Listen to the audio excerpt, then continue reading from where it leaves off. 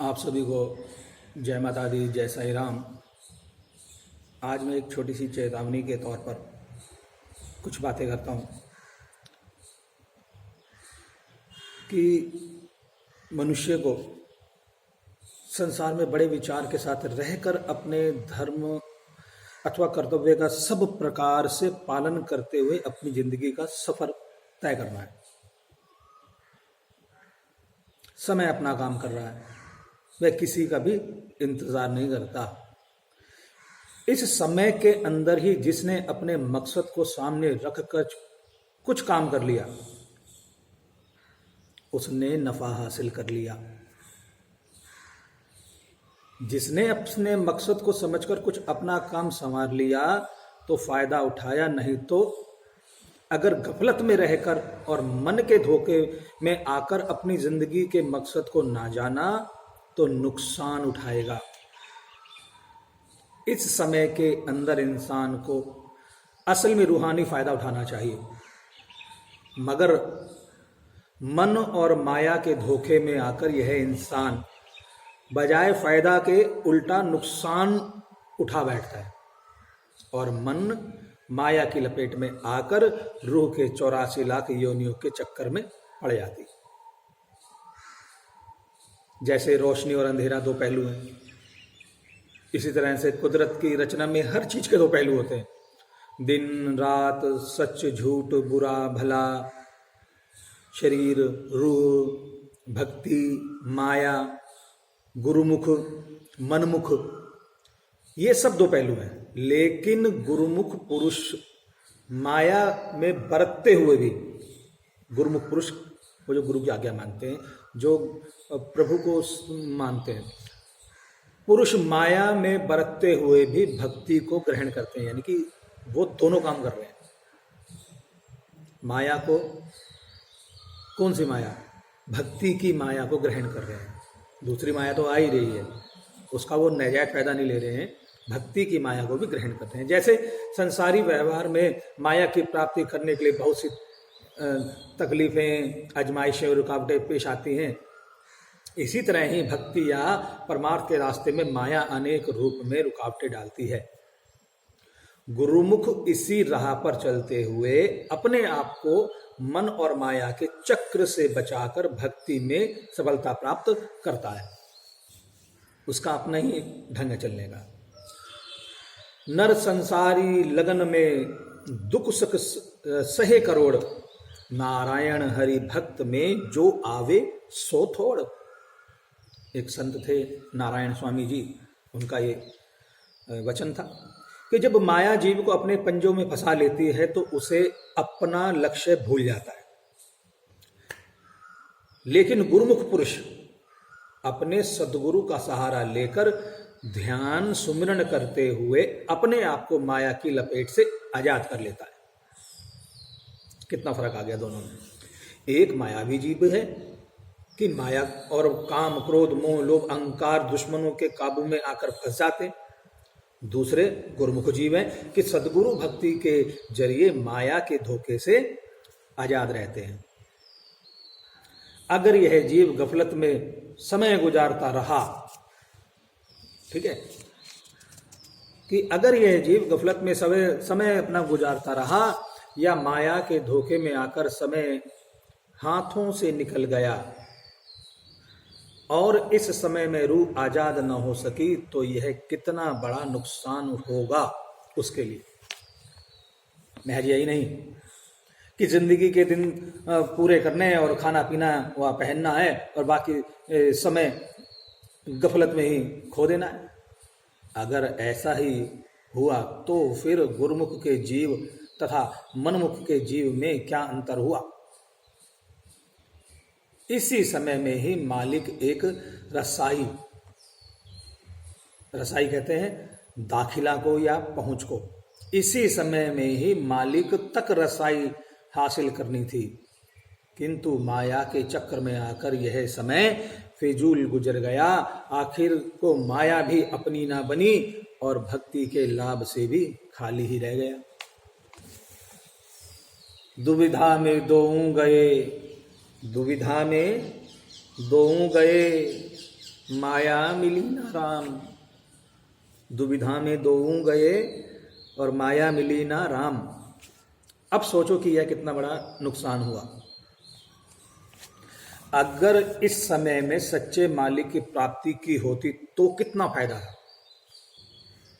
और अब जो कि माया की उलझन में पड़कर 84 लाख योनियों का शिकार हो गया है, यह कितना नुकसान हुआ। इसलिए महापुरुष समझाते हैं कि ऐसा नहीं होना चाहिए। कुदरत की तरफ से ऐसा अच्छा संयोग मिलने के बावजूद गफलत की वजह से माया का दबाव पड़ गए और माया ने ताकत पकड़ ली तो नतीजा खराब होगा।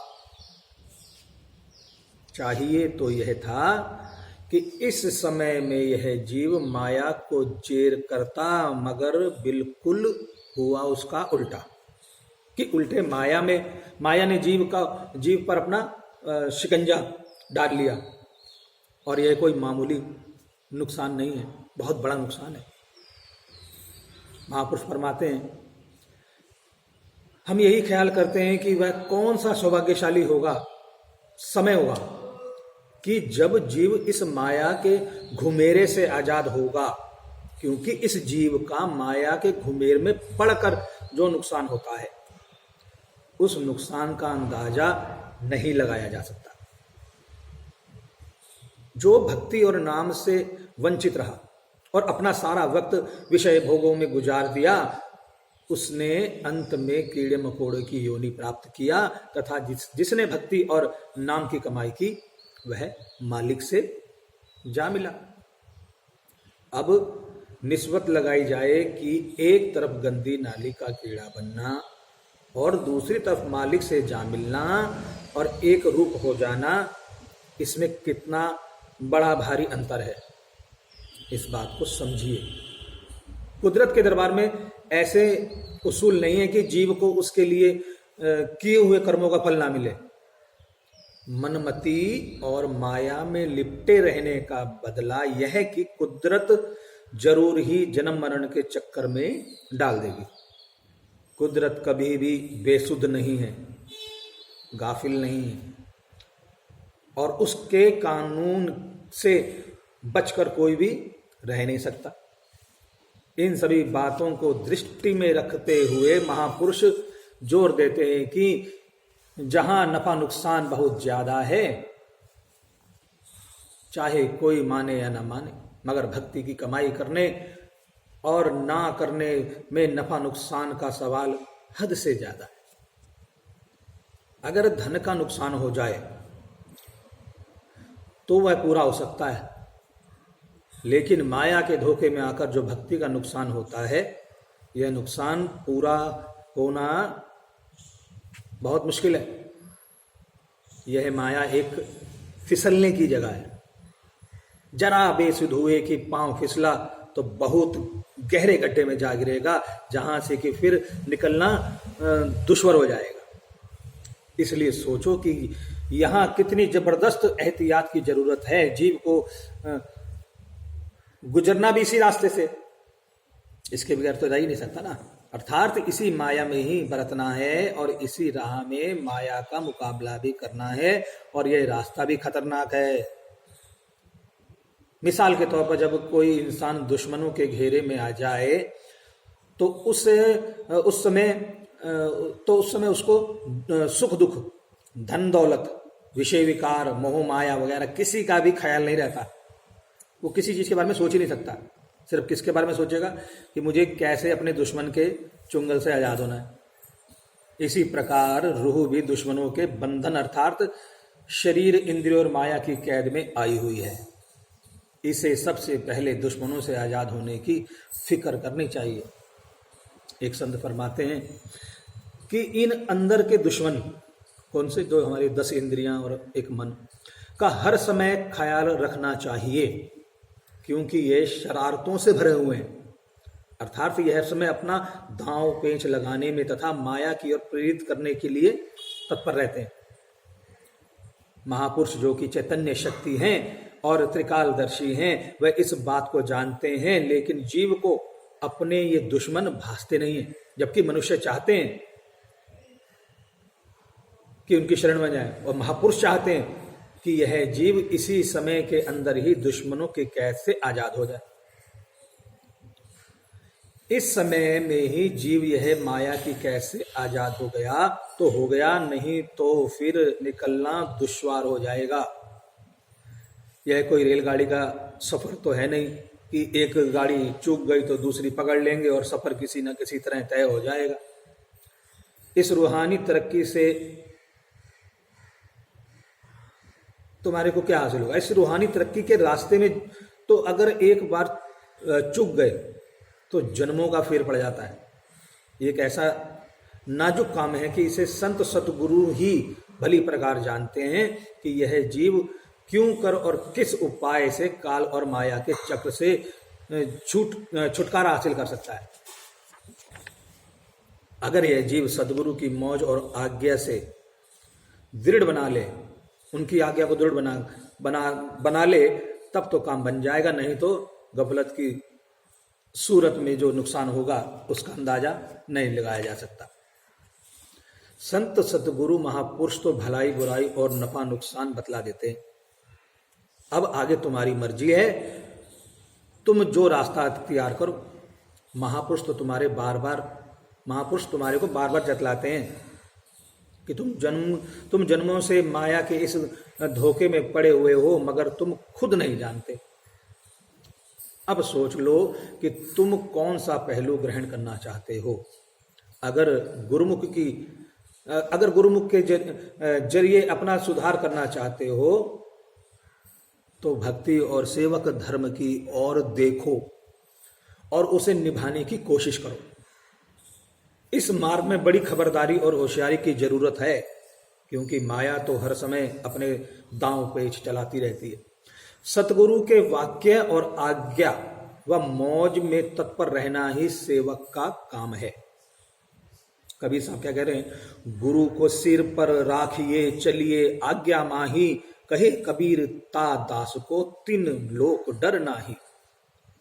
संत श्री कबीर साहब जी फरमाते हैं कि सदगुरु की मौज और आज्ञा को हमेशा सिर पर धारण कर लेना चाहिए और अपनी जिंदगी को उनकी आज्ञा अनुसार बोल लेना चाहिए, बना लेना चाहिए, कर लेना चाहिए। जो दास या सेवक ऐसा अमल करता है फिर उसे तीन लोक में भी किसी का डर या भय नहीं रहता। इसलिए हमेशा सदगुरु को अपने साथ और हाजिर नाजिर समझकर ध्यान सत्व रखते हुए माया के चक्र से आजाद होना है। सिवाय इसके और कोई उपाय जीव के लिए माया से आजाद होने का नहीं है। माया से खबरदार रहने का हर समय इंसान को जरूरत है। इसलिए माया से जबरदस्त ताकत अर्थात सदगुरु की कृपा भरी नजर और उनका ओट आश्रम लेने की बहुत जरूरत है। जिसने सदगुरु की मौज और आज्ञा में जीवन बिताया वह माया से बचकर मुक्ति पथ को प्राप्त कर लेगा। वह धोखे में ना रहेगा और अपना कल्याण कर लेगा। अगर कोई संसारी जीव बहुत सा धन पदार्थ माल जायदाद इज्जत व हुकूमत को पाकर खुश होता रहे कि मुझे सब कुछ प्राप्त हो गया है, तो संत महापुरुष फरमाते हैं कि वह बहुत धोखे में आ गया, क्योंकि वह उस वस्तु को पाकर खुश हो रहा है जिसका नतीजा 84 लाख योनियां हैं। यह माया कभी नहीं चाहती कि जीव मेरे प्रभुत्व में आजाद हो जाए, उससे आजाद हो जाए। माया कभी नहीं चाहेगी, इसलिए बार बार भरमाती है और उससे आजादी हासिल करने के लिए बहुत बड़ी ताकत की मदद और सयानी बुद्धि की जरूरत है। हमेशा यही ख्याल रहे कि सदगुरु का शब्द ही रक्षा करने वाला है। सिवाय सदगुरु के और कोई भी चीज रक्षा व सहायता करने वाली नहीं है। सदगुरु महापुरुष हमेशा ही जीव को भलाई चाहते हैं। इसलिए सदगुरु की मौज पर चलो और उनके वचन को याद रखकर अपना काम बना लो। अपना अनमोल समय नष्ट करते हुए हमेशा सदगुरु की सेवा। अपना अनमोल समय कहाँ नष्ट करना है? प्रभु की सेवा में नष्ट करना है। अगर आप इधर उधर नष्ट कर रहे हो तो वो बेकार है ना। तो उसको अच्छी जगह पर नष्ट करो। अपना अनमोल समय नष्ट ना करते हुए हमेशा सदगुरु की सेवा, सदगुरु ध्यान और भजन में समय बिताकर अपना जन्म सफल करो। ये मेरा आज का विषय था।